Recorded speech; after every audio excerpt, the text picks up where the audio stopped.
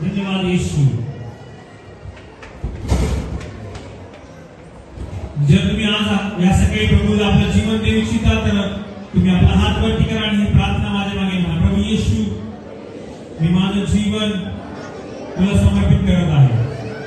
प्रभू, मी कबूल करते की मी पाप केलं, तुझ्या विरुद्ध वागलो, पण आज प्रभू येशू माझ्या पापाची, माझ्या अपराधाची मला क्षमा कर। तुझ्या रक्ताने मला धु आणि मला शुद्ध कर। मला तुझं मूल व्हायचंय। आज माझं हृदय, माझं जीवन तुला समर्पित करत आहे। धन्यवाद येशू। माझ्या